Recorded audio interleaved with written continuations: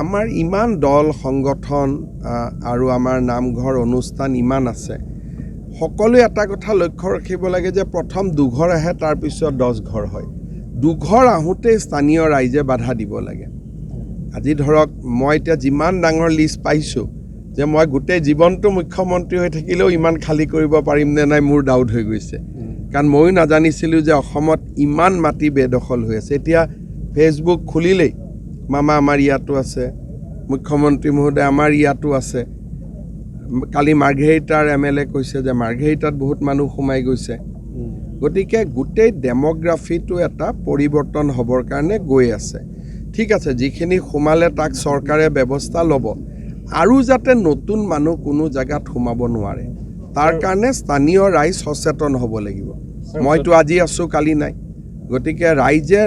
ৰাইজে এইটো দায়িত্ব পালন কৰিব লাগিব যে নতুন যদি কোনোবা মানুহ সোমায় আমাৰ ইমান দল সংগঠন আৰু আমাৰ নামঘৰ অনুষ্ঠান ইমান আছে সকলোৱে এটা কথা লক্ষ্য ৰাখিব লাগে যে প্ৰথম দুঘৰ আহে তাৰ পিছত 10 ঘৰ হয় দুঘৰ আহোঁতে স্থানীয় ৰাইজে বাধা দিব লাগে আজি ধৰক মই এতিয়া যিমান ডাঙৰ লিষ্ট পাইছোঁ যে মই গোটেই জীৱনটো মুখ্যমন্ত্ৰী হৈ থাকিলেও ইমান খালী কৰিব পাৰিম নে নাই মোৰ ডাউট হৈ গৈছে কাৰণ ময়ো নাজানিছিলোঁ যে অসমত ইমান মাটি বেদখল হৈ আছে এতিয়া ফেচবুক খুলিলেই মামা আমাৰ ইয়াতো আছে মুখ্যমন্ত্ৰী মহোদয় আমাৰ ইয়াতো আছে কালি মাৰ্ঘেৰিটাৰ MLA কৈছে যে মাৰ্ঘেৰিটাত বহুত মানুহ সোমাই গৈছে গতিকে গোটেই ডেমোগ্ৰাফিটো এটা পৰিৱৰ্তন হ'বৰ কাৰণে গৈ আছে ঠিক আছে যিখিনি সোমালে তাক চৰকাৰে ব্যৱস্থা ল'ব আৰু যাতে নতুন মানুহ কোনো জায়গাত সোমাব নোৱাৰে তাৰ কাৰণে স্থানীয় ৰাইজ সচেতন হ'ব লাগিব মইতো আজি আছোঁ কালি নাই গতিকে ৰাইজে এইটো দায়িত্ব পালন কৰিব লাগিব যে নতুন যদি কোনোবা মানুহ সোমায় আমাৰ ইমান দল সংগঠন আৰু আমাৰ নামঘৰ অনুষ্ঠান ইমান আছে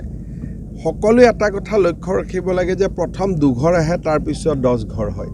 দুঘৰ আহোঁতে স্থানীয় ৰাইজে বাধা দিব লাগে আজি ধৰক মই এতিয়া যিমান ডাঙৰ লিষ্ট পাইছোঁ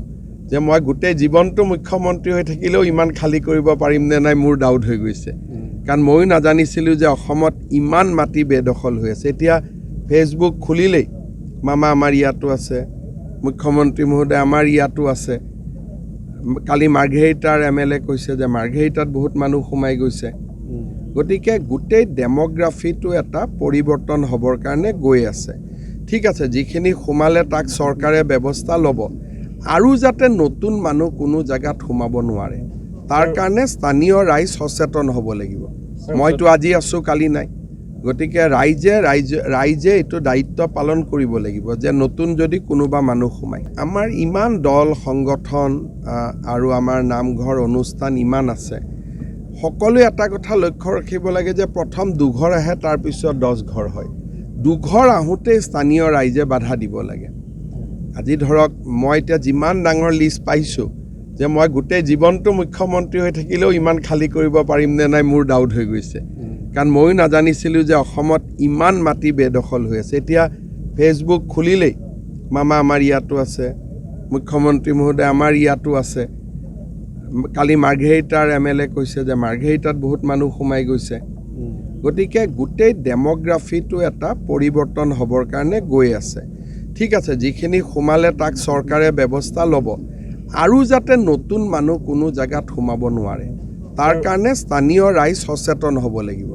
মইতো আজি আছোঁ কালি নাই গতিকে ৰাইজে এইটো দায়িত্ব পালন কৰিব লাগিব যে নতুন যদি কোনোবা মানুহ সোমায়